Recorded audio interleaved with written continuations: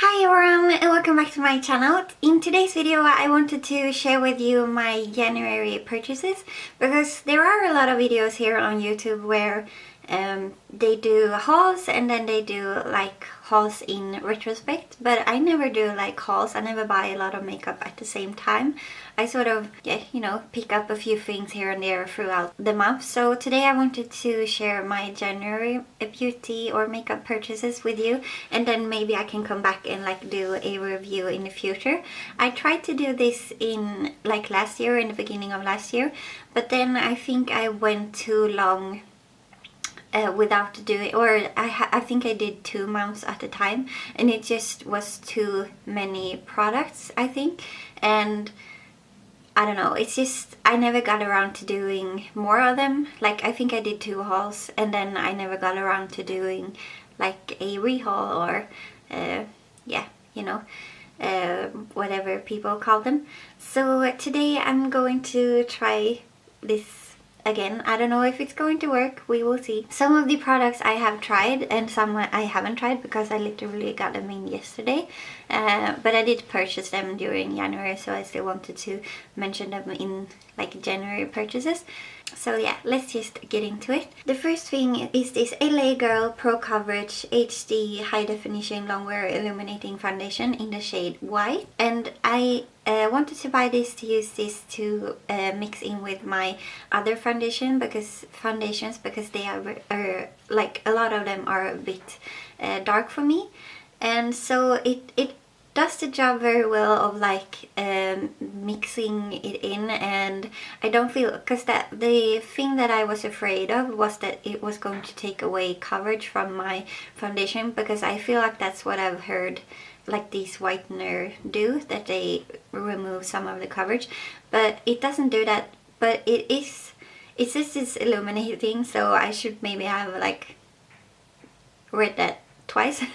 But it is very like, it has a very like dewy finish, and because I'm a bit oily, it's not necessarily my favorite. So I am wearing it today and I have been wearing it for a few hours and it still looks very good, but I don't wear it if I need to go to something like important, if I need to have my makeup on the entire day and then the entire night, or if I'm like working, I would not wear it because then I'm like moving around and sort of producing more oil or sweat or so. So I mean, I will use it, but I would not repurchase it, just or unless my skin changes, because it has become a lot more oily like in the recent year or so, and if it will go back to being more like dry, I would probably really like this. But as of now, I'm going to use it, but I don't think I would repurchase this. But I will give you a more like full what I think about it, probably in a video in the future. In that same haul, I also bought the Zoeva 114 Luxe Face Focus Brush, and it looks like this. I was, like when I bought it, I thought I was going to use it for like powder underneath my eyes, but I have another brush, which is the Zoeva, I think it's called 222 or 220, which is quite a bit smaller, and this is what I'm using underneath my eyes right now. So I use it to like really press in the powder, and I thought I wanted something like this but a tiny bit less dense, so that I would get a tiny bit less like powder when I press it under my eyes. But this is like maybe something in between would have been perfect, because I still feel like this is very dense, this is very like not as dense, so I feel like I get too little powder underneath my eyes and then it creases. So yeah, it's, I don't know how I will use it. I feel like it will be a good like highlighting brush, or like maybe a small blush brush, or like I did use it sort of to when I just wanted to powder like my T-zone. I feel like it's very good for that, but I won't be using it for underneath my eyes. I will be sticking with this one. And then in the same haul from Beauty Bay, I also bought the another one of the C palettes in the lilac shade. So I already have one, like I have one in this exact color, and I have several of the C palettes. I think I have like 4 or 5 6, 7. Yeah, I have 7 like of this size of C palette. So as of now, I don't have anything that I want to put in it.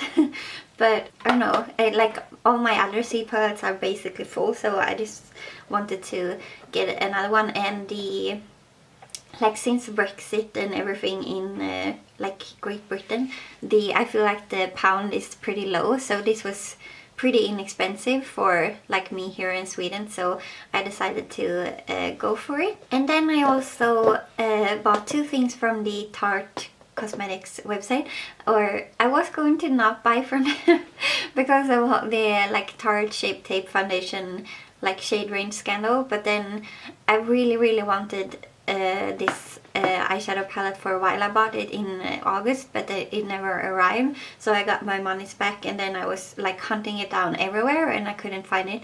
Or I could find it on one website in the UK, but when it arrived it was a fake, so that was very disappointing. And they removed it from the website, but now it was back again and they had free shipping to Sweden, so I just jumped on it and got the Tarte Make Believe in Yourself palette. It smells really good. This is what it looks like. So it's a palette full of like shimmers, and as you can see, I think you can see it, I have not even swatched this, so I'm not gonna touch it now either because it's so pretty.